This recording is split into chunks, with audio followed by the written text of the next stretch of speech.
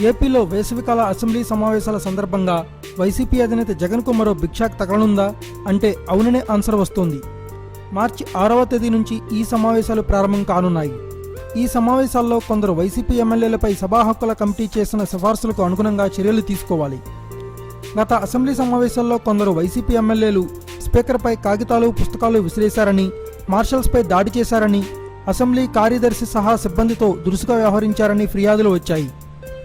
వీరిపై సభా హక్కుల కమిటీతో విచారణ చేయించి వీడియో ఫుటేజీల పరిశీలన తర్వాత మొత్తం 12 మంది ఎమ్మెల్యేలు క్రమశిక్షణ తప్పినట్లు సభా హక్కుల కమిటీ చెప్పింది. వీరిలో 7 ఎమ్మెల్యేలు విచారం వ్యక్తం చేశారు.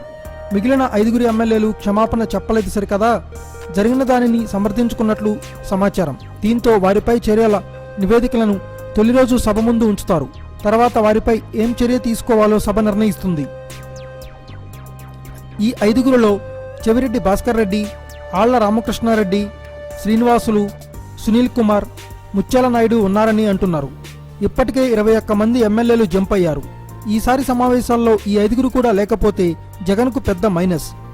ఇక రోజా సభలో అసభ్యంగా దూషించారని టీడీపీ ఎమ్మెల్యే అనిత స్పీకర్కు ఫిర్యాదు చేశారు. దీనిపై రోజా ఇంతవరకు క్షమాపణ చెప్పలేదని, క్షమాపణ చెప్పకుండా ఆమె సభలో ప్రవేశించే అవకాశం లేదని ఆ వర్గాలు పేర్కొన్నాయి. ఏదేమైనా ఈసారి ఏపీ అసెంబ్లీ సమావేశాలు టీడీపీ వర్సెస్ వైసీపీ మధ్య చాలా హాట్గా ఉండనున్నాయి. Thanks for watching. Please subscribe our channel.